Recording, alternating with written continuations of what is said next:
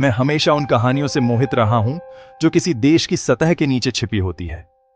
आपने युद्ध के बारे में सुना है, आपने हेडलाइंस देखी है, लेकिन अफगानिस्तान में कॉन्फ्लिक्ट से कहीं ज्यादा है।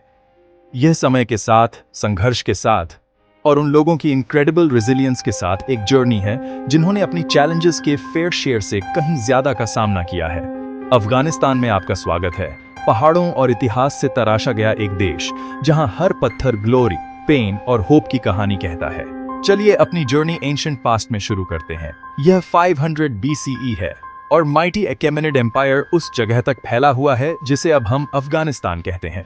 थोड़ा आगे बढ़ते हैं और 330 BCE में अलेक्जेंडर द ग्रेट यहां से गुजरा था। ये सिर्फ विजय नहीं थी, ये एक सांस्कृतिक ताने बाने की शुरुआत थी जो इस क्षेत्र को हजारों सालों तक परिभाषित करेगी। अब मेरे साथ इस्लामिक गोल्डन एज में चलिए, यहीं से चीजें वाकई दिलचस्प हो जाती हैं।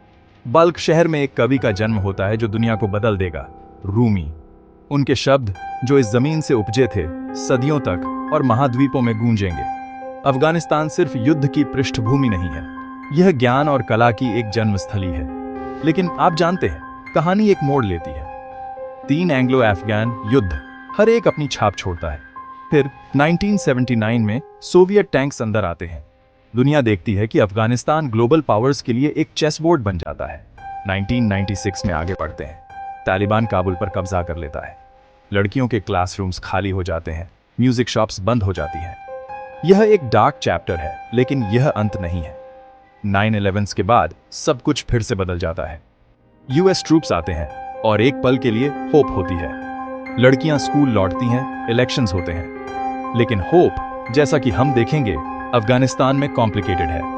अगस्त 2021, दुनिया हैरानी से देखती है जब काबुल फिर से गिर जाता है। यह एक ऐसा क्षण है जो अफगानिस्तान की कहानी की जटिलता को दर्शाता है। आशा और निराशा के चक्र और असंभव लगने वाली बाधाओं के खिलाफ अदम्य दृढ़ता। लेकिन अफगानिस्तान अपने संघर्षों से कहीं ज्यादा है। यह खेतों में मेहनत करने वाले किसान हैं, खंडहरों पर चित्र बनाने वाले कलाकार हैं और बेहतर भविष्य का सपना देखने वाली माताएं हैं। ये सिर्फ सर्वाइवर्स नहीं है, ये कहानीकार हैं जो अपने देश की आत्मा को जीवित रखे हुए हैं।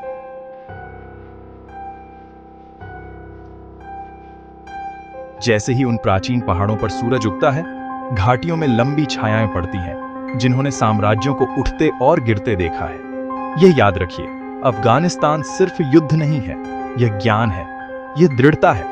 यह एक कहानी है जो अभी भी इसके लोगों द्वारा लिखी जा रही है।